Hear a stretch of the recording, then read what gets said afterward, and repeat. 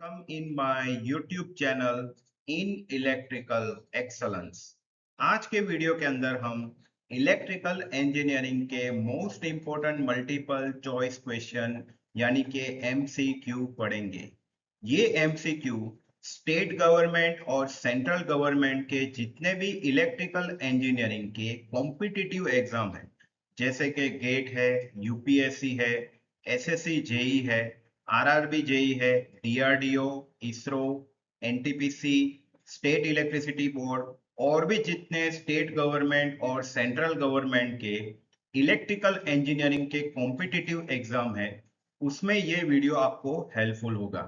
ये video diploma electrical engineering students, degree electrical engineering students, ITI के electrician और wireman trade के students, 11 और 12 साइंस के स्टूडेंट्स, 8, 9 और 10 स्टैंडर्ड के स्टूडेंट्स को भी ये वीडियो यूजफुल होगा, क्योंकि इस वीडियो के अंदर जितने भी एमसीक्यू है, सभी एमसीक्यू का टेक्निकल फंडामेंटल आपको मैं क्लियर कराऊंगा। तो वीडियो को स्टार्ट करने से पहले मेरे चैनल को सब्सक्राइब कीजिए, बेल आइकॉन जरूर से प्रेस कीजिए और वीडियो को ज्यादा से ज्यादा लाइक और शेयर कीजिए, क्योंकि इस वीडियो के अंदर सारे टेक्निकल फंडामेंटल आपके क्लियर होंगे। तो वीडियो को हम स्टार्ट करते हैं। तो आज के वीडियो का फर्स्ट क्वेश्चन है, find output voltage V0 by using source transformation. जैसे मैंने आपको बताया था कि सोर्स ट्रांसफॉर्मेशन क्या होता है, किसी भी एक सोर्स को दूसरे सोर्स में कन्वर्ट करते हैं तो उसको हम सोर्स ट्रांसफॉर्मेशन बोलते हैं। जैसे करंट सोर्स को वोल्टेज सोर्स में कन्वर्ट कर सकते हैं और वोल्टेज सोर्स को करंट सोर्स में कन्वर्ट कर सकते हैं, जिससे जो भी कोई कॉम्प्लिकेटेड नेटवर्क है उसको हम सिंपल नेटवर्क में कन्वर्ट कर सकते हैं और वो न्यूमेरिकल्स हम इजीली सॉल्व कर सकते हैं। तो यहाँ पे हम सोर्स ट्रांसफॉर्मेशन यूज करके इस नेटवर्क के अंदर हमें आउटपुट वोल्टेज V0 कैलकुलेट करना है। हमें यहाँ पे ऑप्शन दिया है 5 वोल्ट, 10 वोल्ट, 20 वोल्ट और 30 वोल्ट। तो जैसे यहाँ पे हम देख रहे हैं कि एक वोल्टेज सोर्स है और एक करंट सोर्स है, ठीक है। तो सबसे पहले हमने क्या किया है, we convert 250 volt voltage source into 10 ampere current source. यानी सबसे पहले हमने 250 वोल्टेज सोर्स है उसको करंट सोर्स में कन्वर्ट किया, ठीक है। क्यों हमने ऐसा किया, क्योंकि यहाँ पे 250 वोल्ट के सीरीज में रेजिस्टेंस कनेक्टेड है 25 ओम। जब भी आप वोल्टेज सोर्स को करंट सोर्स में कन्वर्ट करते हो, यानी वोल्टेज सोर्स के सीरीज में अगर कोई रेजिस्टर है, तो जब आप उसको करंट सोर्स में कन्वर्ट करते हो तो करंट की formula I equal to V by R. जैसे यहाँ पे 250 वोल्ट दिया है और उसके सीरीज में 25 ओम रेजिस्टर है, सो 250 डिवाइडेड बाई 25, तो हमारा करंट क्या होगा, 10 एम्पियर। और जो रेजिस्टर आपका वोल्टेज सोर्स के सीरीज में है, जब आप उसको करंट सोर्स में कन्वर्ट करते हो तो ये रेजिस्टर जो सीरीज में था वो अभी पैरेलल में कनेक्ट हो जाएगा। यानी 25 ohm resistor 10 ampere current source के पैरेलल में कनेक्ट हो जाएगा, ठीक है। तो यहाँ पे हमने 10 एम्पियर कैसे कैलकुलेट किया, 250 डिवाइडेड बाई 25, तो हमें 10 एम्पियर करंट मिला और करंट की डायरेक्शन अपवर्ड है। क्यों, क्योंकि पोलैरिटी जो है प्लस वो अपवर्ड डायरेक्शन में है, इस वजह से यहाँ पे करंट सोर्स की डायरेक्शन अपवर्ड डायरेक्शन में है, ठीक है। तो हमने यहाँ पे वोल्टेज सोर्स को करंट सोर्स में कन्वर्ट कर दिया। अब नेक्स्ट है कि हमने यहाँ पे क्या किया है कि जो हमारे 10 एम्पियर और 8 एम्पियर का करंट सोर्स था, दोनों की डायरेक्शन ऑपोजिट थी। 10 एम्पियर करंट सोर्स अपवर्ड में था जबकि 8 एम्पियर करंट सोर्स डाउनवर्ड में था। तो दोनों की करंट डायरेक्शन ऑपोजिट है, तो दोनों करंट सोर्स क्या होगा, सब्ट्रैक्ट होगा। तो 10 माइनस 8 क्या होगा, 2 एम्पियर। 10 एम्पियर करंट की डायरेक्शन अपवर्ड थी, 8 एम्पियर करंट की डायरेक्शन डाउनवर्ड थी। 10 ampere current source 8 ampere current source से ज्यादा है, तो उस वजह से यहाँ पे डायरेक्शन हमने 10 एम्पियर करंट सोर्स के अकॉर्डिंग सेट की है, ठीक है। 25 ओम रेजिस्टर जो पैरेलल में था, हमें यहाँ पे V0 कैलकुलेट करना है। 100 ओम रेजिस्टर और 20 ओम रेजिस्टर, ये तीनों रेजिस्टर यहाँ पे पैरेलल कॉम्बिनेशन में है। तो यहाँ पे पैरेलल रेजिस्टेंस की फॉर्मूला से हमने टोटल इक्विवेलेंट रेजिस्टेंस निकाला 25 ओम, 100 ओम और 20 ओम। ये तीनों पैरेलल में है, तो तो पैरेलल कॉम्बिनेशन के फॉर्मूला यूज करके हमें RT मिला 10 ओम, ठीक है। और फाइनली जो हमें कैलकुलेट करना है V0, हमें फाइनली ओवरऑल रेजिस्टेंस कितना मिला 10 ओम। तो यहाँ पे हम वोल्टेज ड्रॉप की इक्वेशन यानी voltage equal to current into resistance की फॉर्मूला यूज करके 10 ओम जो हमें यहाँ पे टोटल रेजिस्टेंस मिला है, और करंट सोर्स जो हमने 10 एम्पियर माइनस 8 एम्पियर किया था, क्योंकि दोनों करंट सोर्स की डायरेक्शन कैसी थी, ऑपोजिट थी, तो सब्ट्रैक्ट किया तो हमें कितना करंट मिला 2 एम्पियर। तो यहाँ पे फाइनली हमें आउटपुट वोल्टेज कितना मिलेगा, 2 इंटू 10 इक्वल टू 20 वोल्ट। तो हमारा फाइनल आंसर क्या होगा, 20 वोल्ट। नेक्स्ट है find unknown current value in a given circuit by using KCL यानी किरचॉफ्स करंट लॉ। जैसे मैंने किरचॉफ्स करंट लॉ के बारे में बताया था कि किसी भी नोड या जंक्शन से नंबर ऑफ ब्रांचेस डिवाइड होती है, उस नंबर ऑफ ब्रांचेस में से कुछ करंट आउट होता है, कुछ करंट इन होता है उस नोड के अंदर। जो करंट आपके नोड से आउट होता है वो करंट हमें नेगेटिव लेना होता है, और जो करंट उस नोड के अंदर इन होता है उसको प्लस लेना होता है। क्योंकि किरचॉफ्स करंट लॉ स्टेटमेंट क्या है, the current entering into the junction equal to the current leaving to the junction, यानी सिग्मा आई इक्वल टू 0 होना चाहिए। यानी नोड में से जितना करंट बाहर गया उतना ही करंट उस नोड के अंदर वापस आना चाहिए, ठीक है। तो यहाँ पे हम KCL का यूज करके, जैसे यहाँ पे हमें 4 ब्रांचेस दिए हैं, यहाँ पे 0.9 एम्पियर जो नोड से आउट हो रहा है, यहाँ पे 1.8 एम्पियर जो नोड के अंदर इन हो रहा है, 0.6 एम्पियर जो करंट आउट हो रहा है, और यहाँ पे हमें करंट आई कैलकुलेट करना है जो नोड से आउट हो रहा है, ठीक है। तो अकॉर्डिंग टू KCL यहाँ पे हमें ऑप्शन दिया है 0.5 एम्पियर राइट है, 0.9 एम्पियर राइट है, 1.2 एम्पियर राइट है, या 0.3 एम्पियर राइट है। वो तो हमें जब एग्जाम्पल हम सॉल्व करेंगे और करंट की वैल्यू क्या आएगी उसके बेस पे हमें पता चलेगा कि ABCD में से कौन सा ऑप्शन राइट है। So according to KCL current entering into the junction that is equal to current leaving to the junction. जैसे मैंने KCL का स्टेटमेंट बताया कि जो भी करंट नोड से बाहर हो रहा है उतना ही करंट नोड के अंदर वापस आना चाहिए। तो उसी फॉर्मूला को यूज करके यहाँ पे 1.8 एम्पियर जो नोड के अंदर इन हो रहा है, इनकमिंग करंट है, तो यहाँ पे उसकी डायरेक्शन प्लस ली है, ठीक है। 0.9 और 0.6 दोनों आउटगोइंग करंट है। जैसे मैंने बताया कि डायरेक्शन अगर करंट कोई भी नोड से आउट हो रहा है, आउटगोइंग करंट की डायरेक्शन हमें नेगेटिव लेनी है। तो यहाँ पे 0.9 और 0.6 एम्पियर दोनों आउटगोइंग करंट है, तो यहाँ पे उसकी डायरेक्शन हमने नेगेटिव ली है।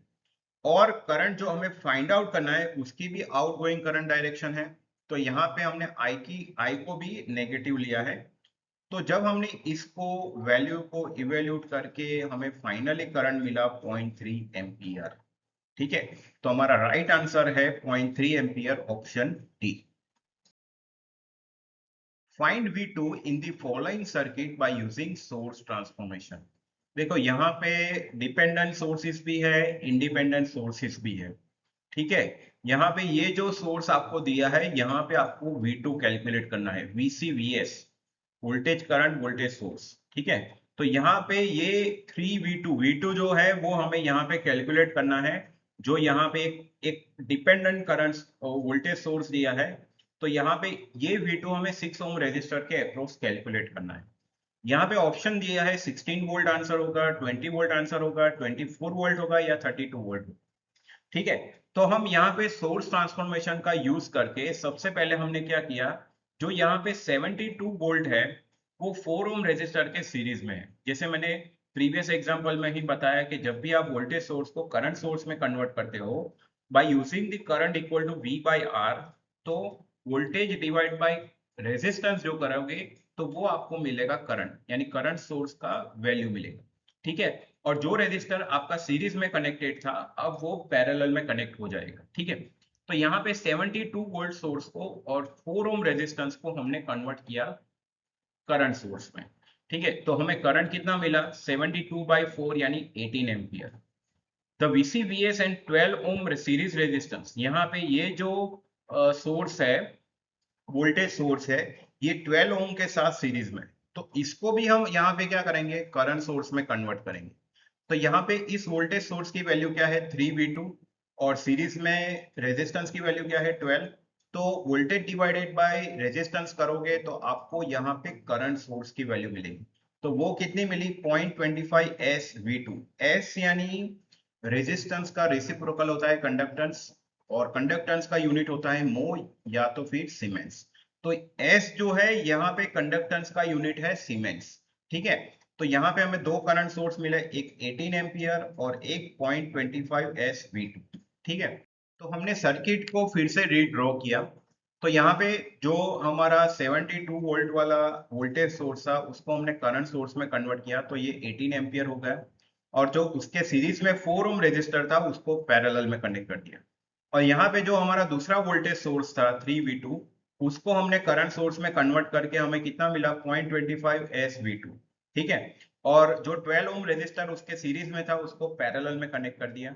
ठीक है, तो ये हमारा एक फाइनल सर्किट हो गया। नाउ अभी हमने क्या किया कि ये जो तीन रेजिस्टर है 4 ओम 6 ओम और 12 ओम, तीन रेजिस्टर पैरेलल में है।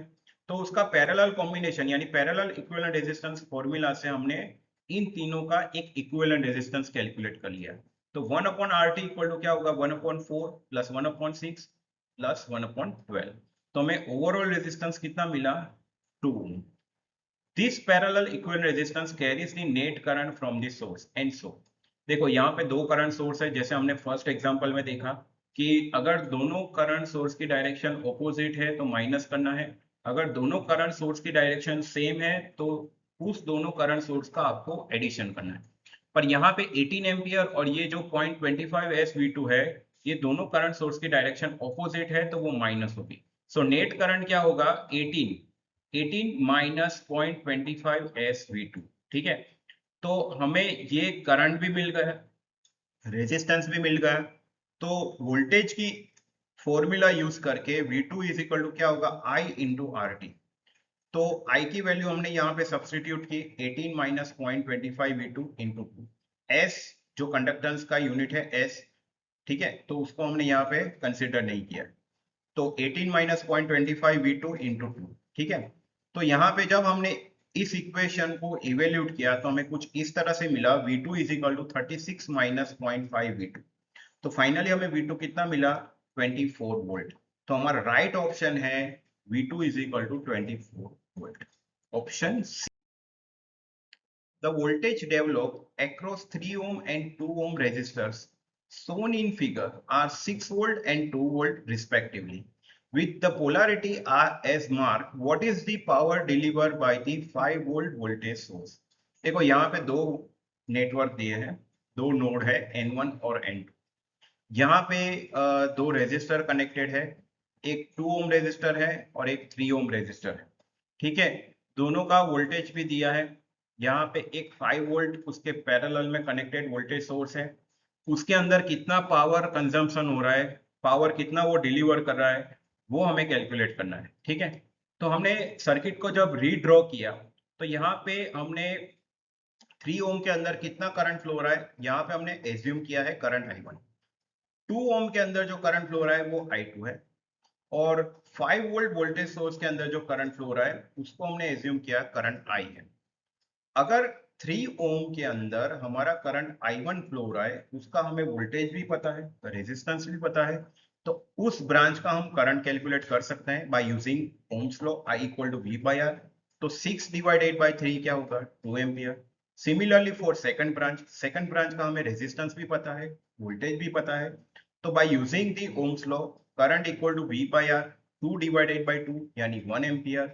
हमें दोनों ब्रांच का करंट मिल गया। तो फाइनली हमने क्या किया कि नोड 2 जो है वहां पे हमने KCL अप्लाई किया। जैसे हमने एग्जांपल नंबर 2 में देखा कि अगर कोई करंट नोड के अंदर इन हो रहा है यानी इनकमिंग करंट है उसको प्लस लेना है, अदरवाइज हमें उसको माइनस लेना है। ठीक है, तो नोड N2 पे हमने KCL अप्लाई किया। तो यहाँ पे हम देख रहे हैं कि करंट I जो है वो नोड के अंदर इन हो रहा है, तो उसको हमने प्लस लिया। करंट I2 भी हमारा नोड के अंदर इन हो रहा है तो वो भी हमने करंट को प्लस लिया, जबकि करंट I1 को हमने नेगेटिव लिया। क्यों? क्योंकि वो नोड से आउट हो रहा है। ठीक है, तो यहाँ पे हमने एक इक्वेशन मिला I plus I2 minus I1 equal to 0। I1 को हमने लेफ्ट हैंड साइड से राइट हैंड साइड पे ले गए तो हमें क्या मिला, I plus I2 equal to I1। यहाँ पे जो हमने I1 और I2 कैलकुलेट किए थे उसकी वैल्यू सब्स्टिट्यूट की, तो फाइनली हमें इस 5 वोल्ट सोर्स के अंदर कितना करंट फ्लो रहा है वो मिला हमें 1 एम्पीयर।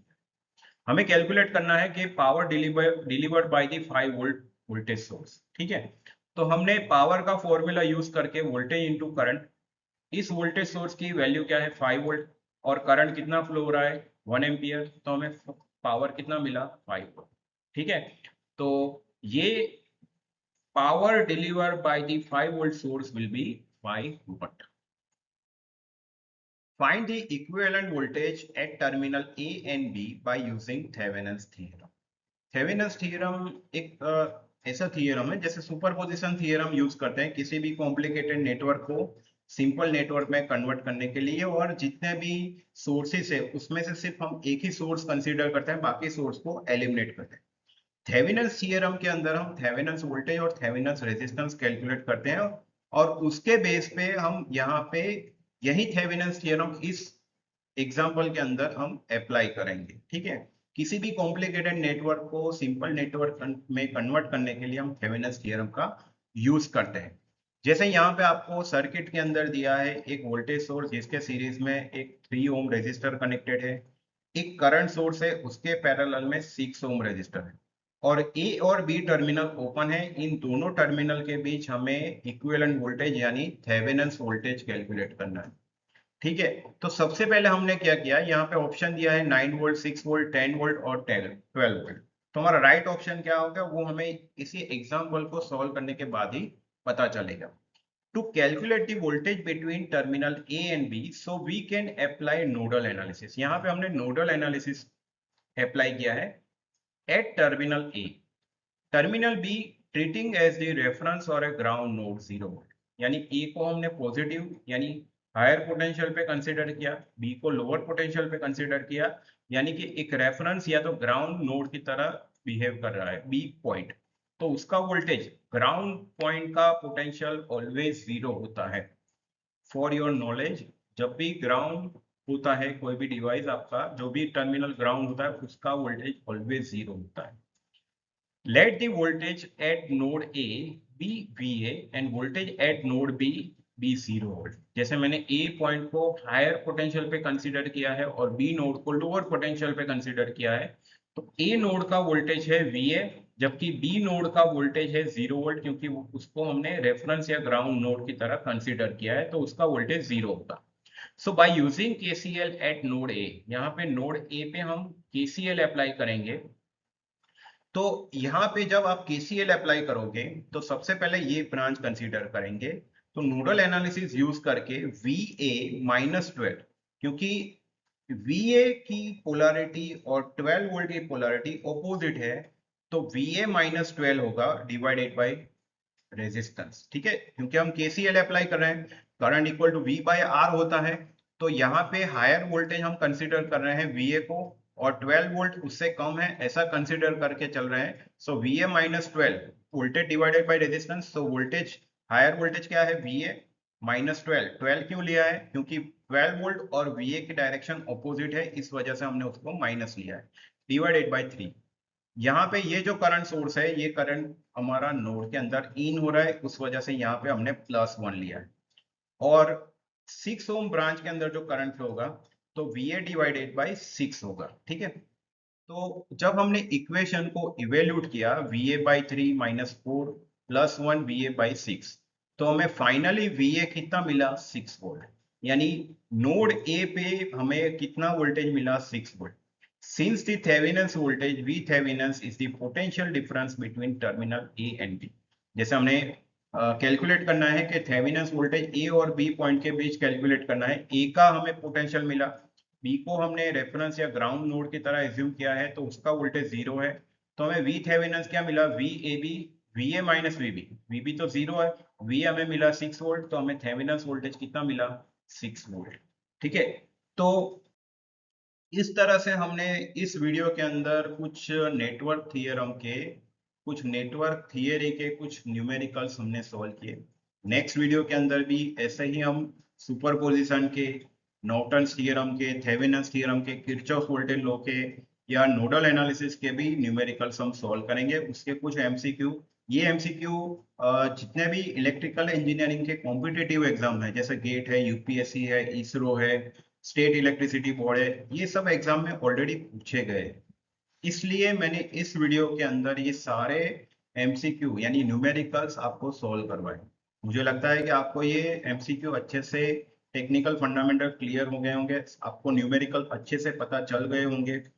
ठीक है, अगर कोई भी डाउट्स है तो कमेंट बॉक्स में जरूर लिखें। मेरे चैनल को सब्सक्राइब जरूर से कीजिए, वीडियो को ज्यादा से ज्यादा लाइक और शेयर कीजिए, क्योंकि आने वाले वीडियो के अंदर भी इसी तरह से मैं नेटवर्क थियरम के न्यूमेरिकल सॉल्व कराऊंगा और आपके टेक्निकल फंडामेंटल क्लियर करूंगा। Thank you.